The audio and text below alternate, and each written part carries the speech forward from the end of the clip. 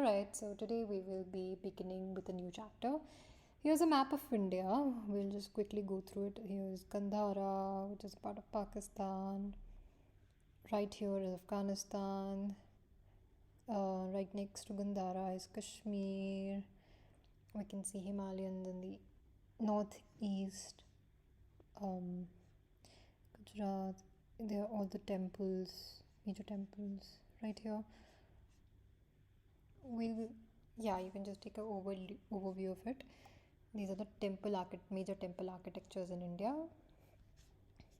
Might come for the mapping part. Now let's begin with our chapter 6 called Temple Architecture and Sculpture. Today we say temple is English. We generally mean a devalay and devkula, mandir, kovil, diol, devasthanam or prasada, depending on which part of India we are in. And this is Chatur Mukhalinga Nachna Kutra inset. So this is a Shiva temple in Nachna Kutra in Madhya Pradesh from 5th century CE. This seems to be built of stones, brick-like stones, but yeah, let's see. Most of the art and architectural remains that survive from ancient and medieval India are religious in nature, which does not mean that people did not have art in their homes at those times. But domestic dwellings and the things in them were mostly made from materials like wood and clay, which have perished. This chapter introduces us to many types of temples from India. Although we have focused mostly on Hindu temples, at the end of the chapter you will find some information on major Buddhist and Jain temples too. However, at all times we must keep in mind that religious shrines are also made for many local cults in villages and forest areas, but again, not being of stone, and ancient medieval shrines in those areas have also vanished. Let's start up with early temples. While construction of stupa continued, Brahminical temples and images of God also started getting constructed. Often, temples were decorated with the images of gods. Myth mentioned in the Puranas became part of narrative representation of the Brahminical religion. Each temple has a principal image of a god. The shrine of the temple were of three kinds: the Sandhara type, without Padikishi Napatha, the Niradhara type, with Pradakshina Patha, and third, the Sarvatobhadra, which can be accessed from all sides. Alright. I do not understand what this particular word means, but yeah. Some of the important temple sites of this period are Deoghar in Uttar Pradesh, Iran, Nachna Kutra in Madhya Pradesh, and Udayagiri near Vidisha in Madhya Pradesh.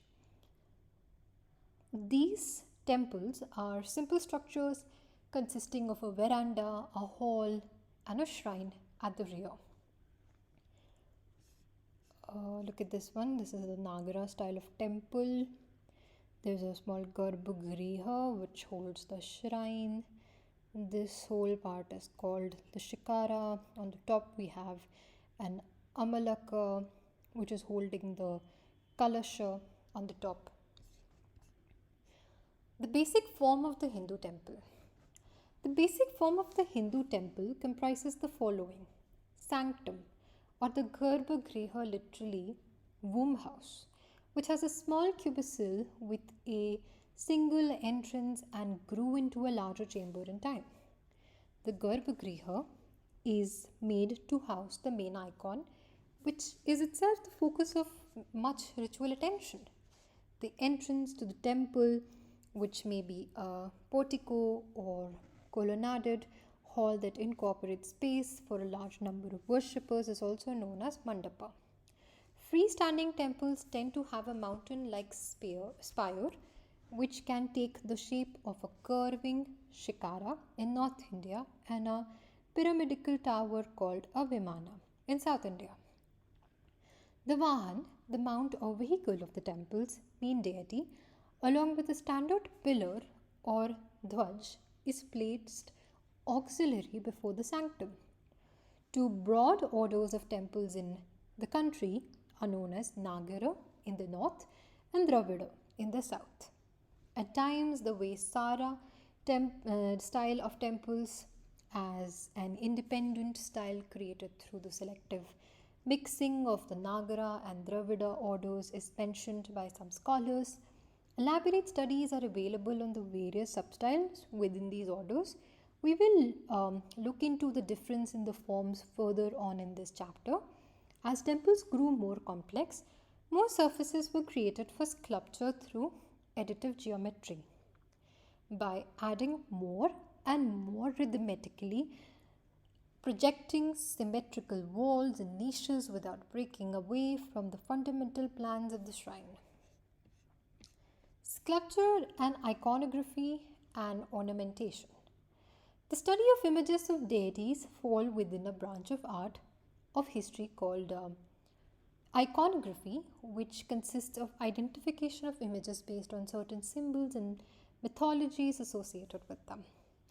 And very often, while the fundamental myth and meaning of the deity may remain the same for centuries, its specific usage at a spot can be a response to its local or immediate social, political, or geographical context.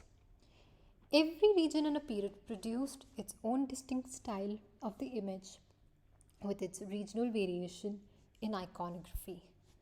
The temple is covered with elaborate sculpture and ornament that form a fundamental part of its conception. The placement of an image in a temple is carefully planned. For instance, the river goddess Ganga and Yamuna are usually found at the entrance of Garbhagriha in Nagara temple. Dwarapala doorkeepers are usually found on the gateways or the gopurams of the Dravida temples. Similarly, mithunas or erotic images, Navagraha, the 9 auspicious planets, and Yakshaka are also placed at entrance to guard them. Various forms or aspects of the main divinity are to be found on the outer walls of the sanctum. The deities of the direction, example the Ashtadikapalas, face the 8 key directions on the outer walls of the sanctum and or on the outer wall of a temple. Subsidiary shrines around the main temples are dedicated to the family or incarnations of the main deity. Finally, various elements of ornamentation such as the Gavaksha, Vela or Yali, the Kalpalata, the Amlaka, the Kalasha, etc. are used in distinct ways and places in a temple. The Nagara or the Northern Indian temple style. This is the Sun Temple from Konark in Odisha. The style of temple architecture that became popular in northern India is known as Nagara. In North India, it is common for an entire temple to be built on a stone platform with steps leading up to it. Further, unlike the South India, it does not usually have elaborate boundary walls or gateways. While the earliest temple had just one tower or shikara, later temples had several. The Garbhagriha is always located directly under the tallest tower. There are many subdivisions of Nagara temples depending on the shape of the shikara. There are different names for the various parts of the temple in different parts of India. However, the most common name for the simple shikara, which is square at the base and whose walls curve or slope inward to a point on top, is called the Latina or the Rekha Prasada type of shikara. The second major type of architectural form in the Nagara order is the Pamsana. The Pamsana building tends to be broader and shorter than the Latina ones. The roofs are composed of several slabs that gently rise to a single point over the center of the building. Unlike the Latina ones, which look like sharply rising tall towers, the Famsana roofs do not curve inwards. Instead, they slope towards on a straight incline. In many North Indian temples, you will notice that the Famsana design is used for the mandapas, while the main Garbhagriha is housed in a Latina building. Later on, the Latina buildings grew complex, and instead of appearing like a single tall tower, the temple began to support many smaller towers, which are clustered together like rising mountain peaks, with the tallest one being the center, and this was the one which was always above the Garbhagriha. This is the Dashavatra Varta Vara Dashavatara Vishnu Temple, Deogar, 5th century CE. And this is the Sheshayana Vishnu with the snake at the Dashavatara temple at Deogar. The third main subtype of the Nagara building is what is generally called the Vallabhi type. These are rectangular buildings with a roof that rises into a vaulted chamber. The edge of this vaulted chamber is rounded like the bamboo or wooden wagon that would have been drawn by the bullocks in ancient times. They are usually called wagon vaulted buildings, as mentioned above. The form of temple is influenced by ancient building forms that were already in existence before the 5th century CE. The Vallabhi type of building was one of them.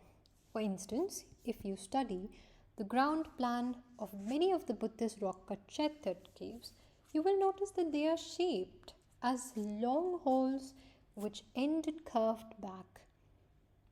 From the inside, the roofs of this portion also look like a wagon vaulted roof. Central India. Ancient temples of Uttar Pradesh, Madhya Pradesh, Rajasthan share many traits. The most visible is that they are made of sandstone. Some of the oldest surviving structural temples from the Gupta period are in Madhya Pradesh. These are relatively modest looking shrines, each having 4 pillars that support a small mandapa, which looks like a simple square porch-like extension before an equally small room that served as Garbhagriha. Importantly, of 2 such temples that survive, one is at Udaygir, which is on the outskirts of Vidisha and is part of a larger Hindu complex of cave shrines, while the other one is at Sanchi near the stupa. This is the first temple having a flat roof. This means that similar developments were being incorporated in the architecture of temples of the both religions. Deogar in Lalitpur district in Uttar Pradesh was built in the early 6th century CE.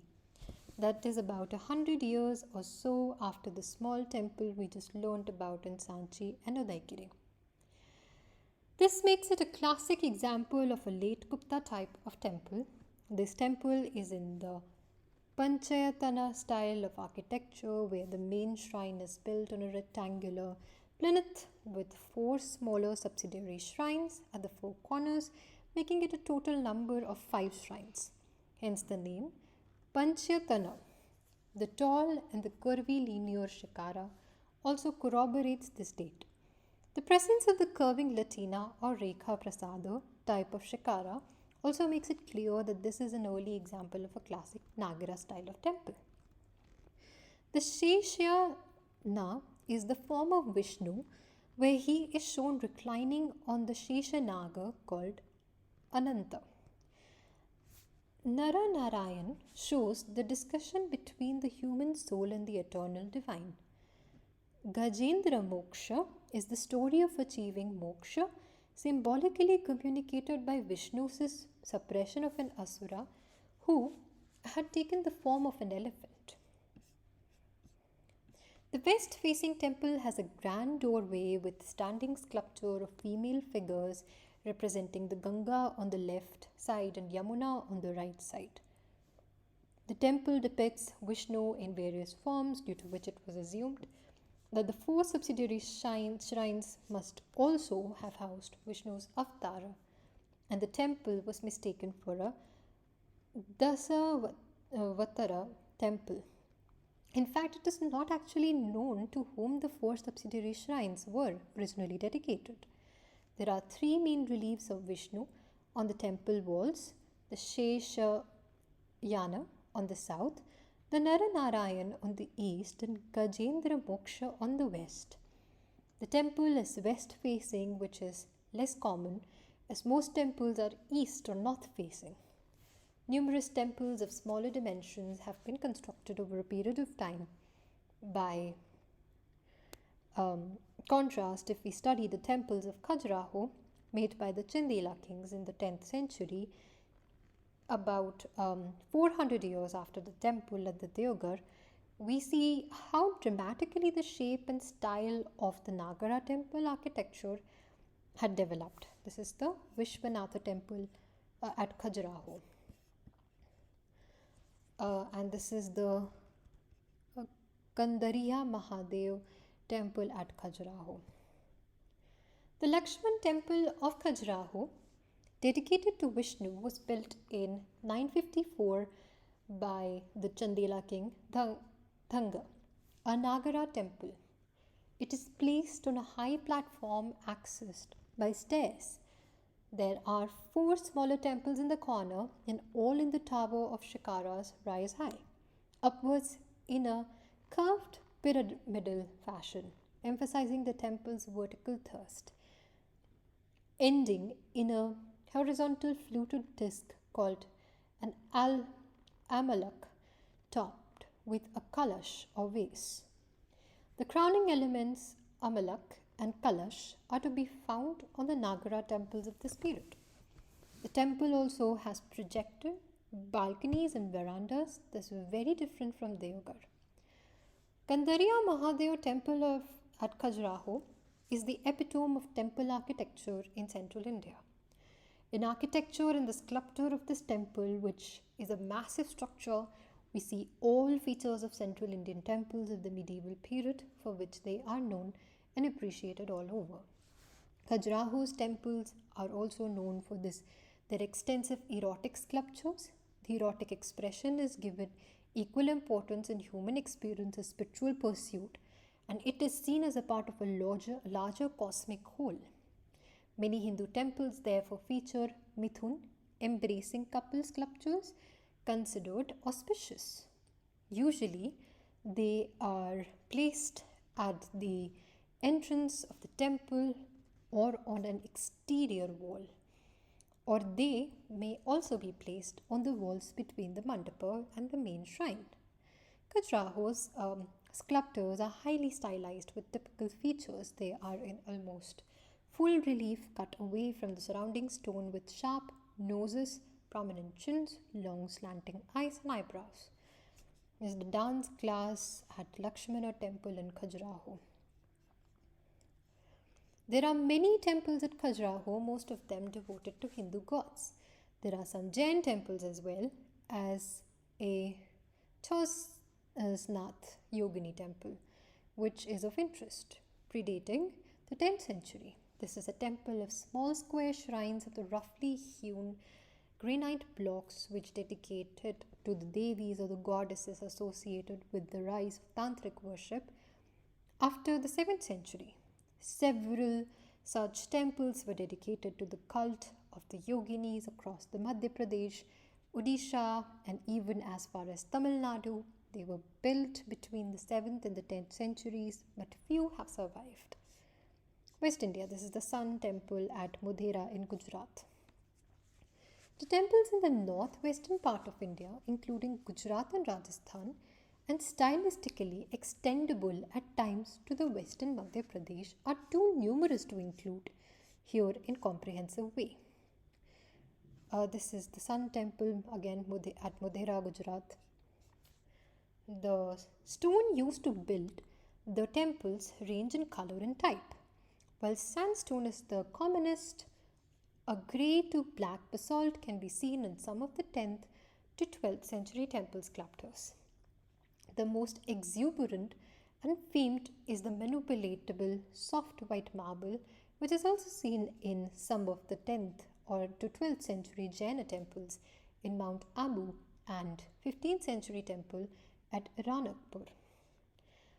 Among the most important art historical sites is the region in Samlaji in Gujarat, which shows how earlier artistic tradition of the region mixed with a post-Gupta style and gave rise to a distinct style of sculpture.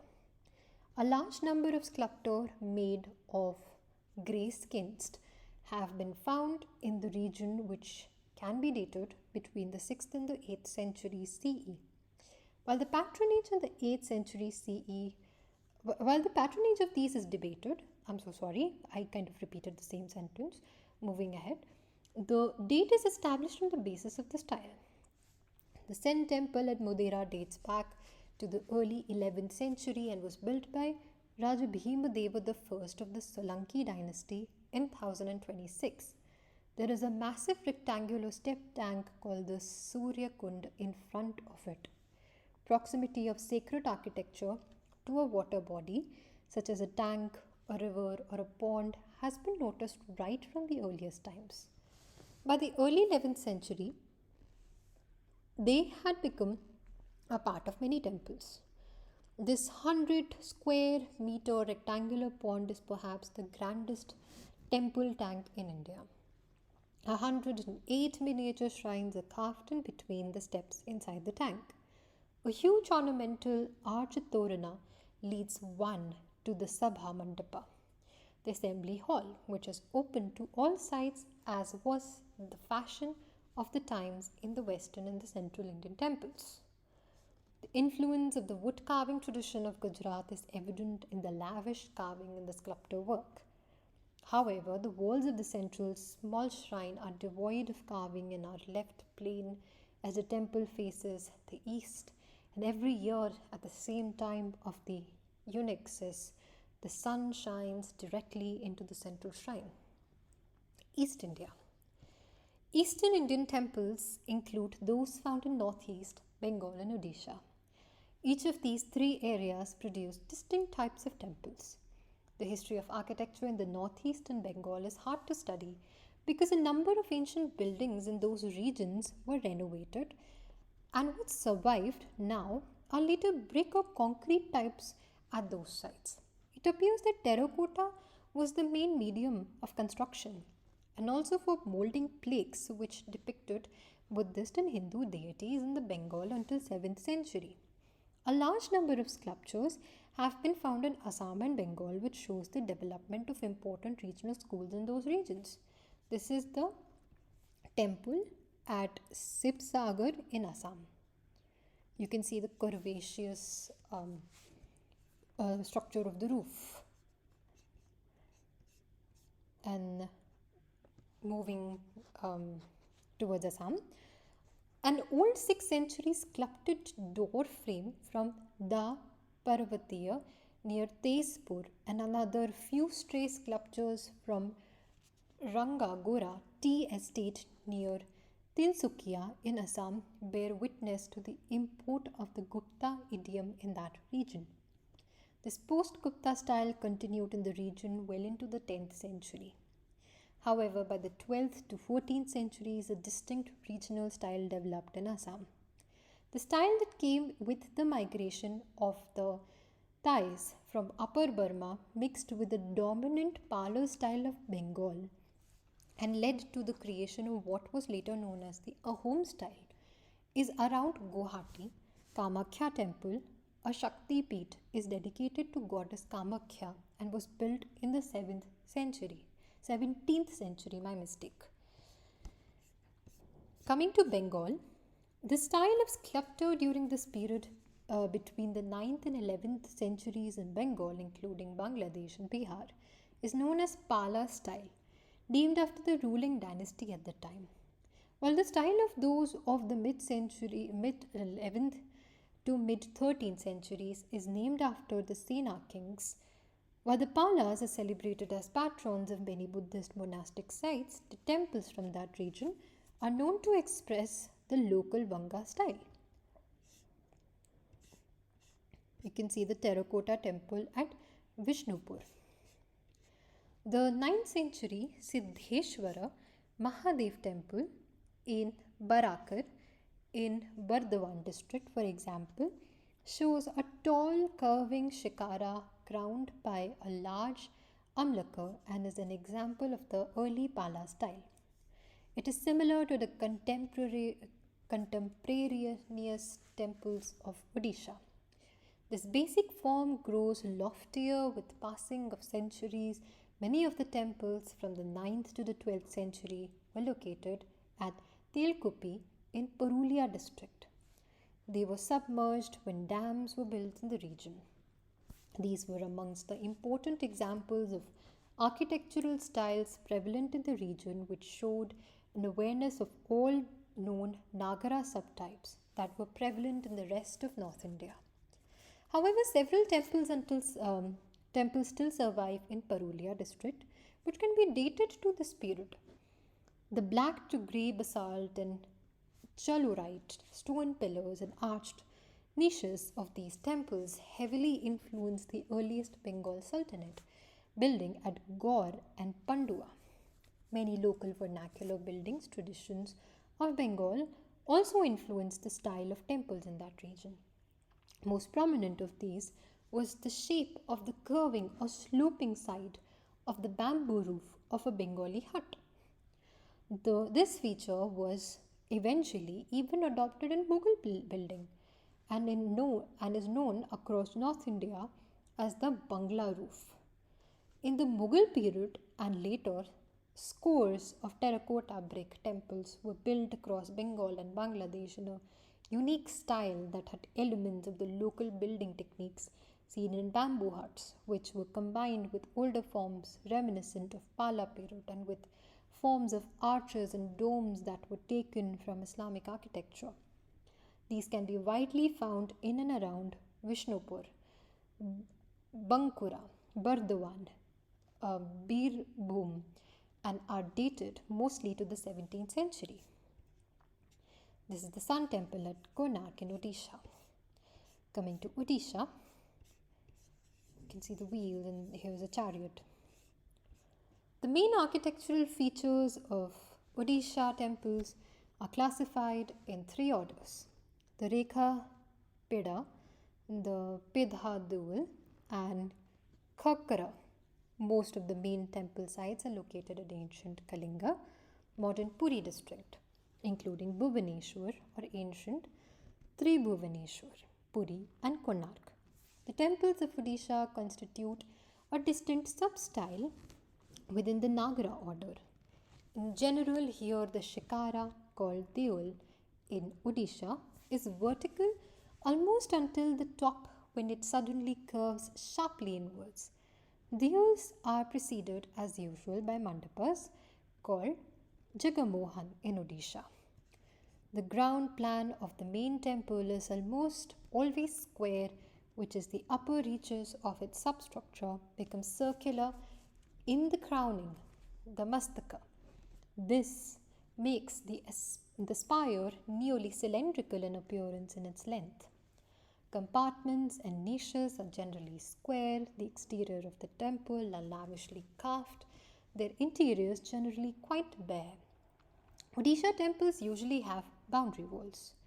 At Konark, on the shores of the Bay of Bengal, lie the majestic ruins of the Surya or Sun temple built in stone around 1240. Its shikara was a colossal creation said to have reached 70 meters, which, proving too heavy for its site, fell in the 19th century. The vast complex is within a quadrilateral precinct of which the Jagamohan or the dance pavilion, the mandapa, has survived, which, though no longer accessible, is said to be the largest enclosed space in Hindu architecture. The Sun temple is set on a high base, its wall covered in extensive detailed ornamental carving. These include 12 parts of enormous wheels cluttered with spokes and hubs representing the chariot wheels of the sun god, who in mythology rides a chariot driven by the 7 horses cluttered here at the entrance staircase. The whole temple thus comes to resemble a colossal processional chariot. On the southern wall is a massive sculpture of Surya carved out of the green stone. It is said that there were 3 such images, each carved out of different stone placed on the 3 temple walls, each facing different directions. The 4th wall had the doorway into the temple from where the actual rays of the sun would enter the Garbhagriha. This is the Jagannath temple at Puri. The hills. The unique form of architecture developed in the hills of Kumaon, Garhwal, Himachal and Kashmir. Kashmir's proximity to the prominent Gandhara sites such as Takshila and Peshawar and the northwest frontier lent the region a strong Gandhara influence by the 5th century CE. This began to mix with the Gupta and post-Gupta traditions that were brought to it from Sarnath, Mathura, and even centers in Gujarat and Bengal. Brahmin Pandits and the Buddhist monks frequently travelled between Kashmir, Garhwal, Kumaon, and religious centers in the plains like Benares, Nalanda, and even as far as south as Kanchipuram. As a result, both Buddhist and Hindu traditions began to intermingle and spread in the hills. The hills also had their tradition of wooden buildings with pitched roofs at several places in hills. Therefore, you will find, while the main Garbhagriha and Shikara are made in a Rekha Prasada or Latina style, the mandapa is of an older form of wooden architecture. Sometimes the temple itself takes on a pagoda shape. Temple complexes in the hills. The Karkota period of Kashmir is the most significant in terms of architecture. One of the most important temples in Pandre Than, built during the 8th and the 9th centuries, is keeping with the tradition of a water tank attached to the shrine. The temple is built on a plinth built in the middle of a tank. Although there are evidences of both Hindu and Buddhist following in Kashmir, the temple is a Hindu one, possibly dedicated to Shiva. The architecture of this temple is in keeping with the age-old Kashmiri tradition of wooden building due to snowy conditions in Kashmir. The roof is peaked and slants slowly outwards. The temple is moderately ornamented, moving away from the post-Gupta aesthetics of heavy carving. A row of elephants at the base and decorated doorway are the only embellishments on the shrine.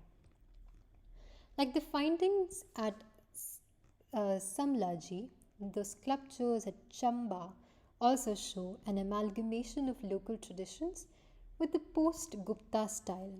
The images of Mahishasura Mardini and Narsimha in the Lakshadevi Mandir are evidences of the influences of the post-Gupta tradition. Both the images show the influence of the metal sculpture tradition of Kashmir. The yellow color of the images is possible due to an alloy of zinc and copper, which were popularly used to make images in Kashmir. The temple bears an inscription that states that it was built during the reign of Meruvarman, who lived in the 7th century. Of the temples in Kumaon, the ones at Jageshwar near Almora and Champavat near Pithoragarh are classical examples of Nagara architecture in the region. The Dravido or South Indian temple style. This is the Meenakshi temple at Madurai, and this is the Gangaikonda Cholapuram temple. You can see the Garbhagriha here. This is the Vimana style, and then on top we have a Shikara. The mandapa is laid out here, and then there is a Gopuram on the far side.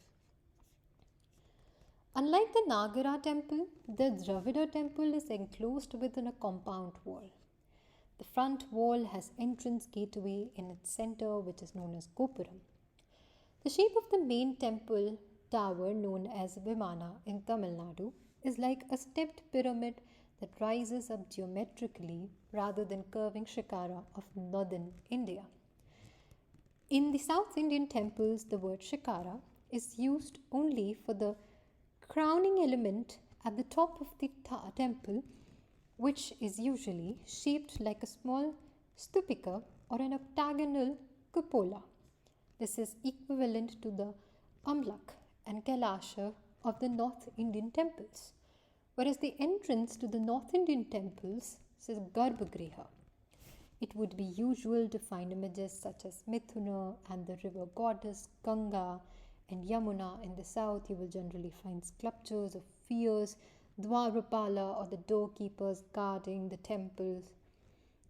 It is common to find a large water reservoir or a temple tank enclosed within the complex. Subsidiary shrines are either incorporated within the main temple tower or enclosed as distinct, separate, small shrines beside the main temple. The North Indian idea of multiple shikaras rising together as a cluster was not popular in South India. At some of the most sacred temples in South India, the main temple in which Garbhagriha is situated has in fact one of the smallest towers. This is because it is usually the oldest part of the temple. With the passage of time, the population and size of the town grew. With the temple would have increased, and it would have become necessary to make a new boundary wall around the temple. This would have been taller than the last one, and the gopurams would have been even loftier. So, for instance, the Sri Rangam temple in Tiruchupparalli has as many as 7 concentric rectangular enclosure walls, each with gopuram. The outermost is the newest, while the tower right in the center housing the Garbhagriha is the oldest. Temples that started becoming the focus of urban architecture, Kanchipuram, Tanjavur, Tanjore, Madurai and Kumbakonam, are the most famous temples towns of the Tamil Nadu, where during the 8th or the 12th century the role of the temple was not limited to religious matters alone. Temples became rich administrative centers controlling vast areas of land. Just as there are many subdivisions of the main temple of the Nagara temple, there are subdivisions also of the Dravida temple. There are basically of 5 different shapes, squares usually called kutta, and also chaturasa. Chatursara. Chaturasara. Sorry, my bad. I'm really not good at pronouncing the South Indian counterpart. Rectangular or shala or ayatsara. Elliptical called gaja prishtha or elephant backed, or also called vidrayata. Deriving from wagon vaulted shape or epistle chaitya with a horseshoe shaped entrance facade, usually called anase, circular or vrita, an octagonal or ashtasara. Generally speaking, the plan of the temple and the shape of the Vimana were conditioned by the iconographic nature of the consecrated deity. So it was appropriate to build specific type of temples for specific types of icons. It must, however, be remembered that this is a simplistic differentiation of the subdivisions. Several different shapes may be combined in specific periods and places to create their own unique styles. This is the Shore temple at Mahabalipuram. This is the Nandi at the Brihadishwara. The Pallavas were one of the ancient South Indian dynasties that were active in the Andhra region from the 2nd century CE onwards and moved south to settle in Tamil Nadu.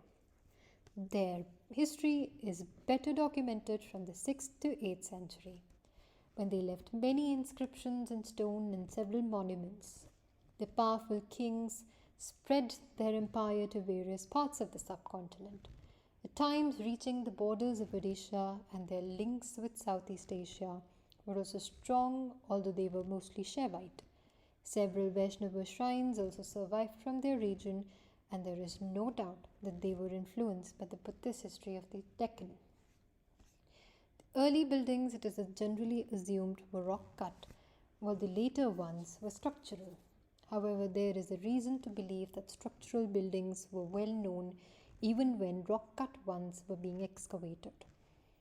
The early buildings are generally attributed to the reign of Mahendravarman I, a contemporary of the Chalukya king, the Pulakesin II of Karnataka, Narsimhavarman I, also known as Mamala, who acceded to the Pallava throne around 640 CE, is celebrated for the expansion of the empire, avenging the defeat of his father had suffered at the hands of Pulakesin II, and inaugurating most of the building works at Mahabalipuram, which is known after him as Mamalapuram. The Shore temple of the Mahabalipuram was built later, probably in the reign of Narsimhavarman II, also known as Rajasimha, who reigned from 700 to 728 CE. Now it is oriented to the east facing the ocean, but if you study it closely, you will find that it actually houses three shrines to Shiva, one facing east and the other west, and the middle one to Vishnu, who is shown as Ananta Shayana.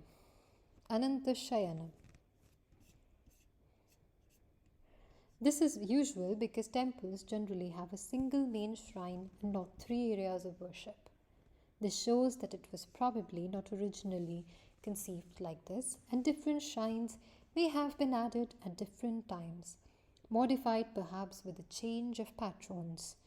In the compound, there is evidence of a water tank, an early example of a gopuram, and several other images, sculptures of the bull, Nandi, Shiva's mount line, the temple walls, and these, along with the carvings on the temple's lower walls, have suffered severe disfiguration due to erosion by the salt water-laden air over the centuries. This is Brihadeshwara temple at Tanjavur. This is the 5 Rathas at Mahabalipuram.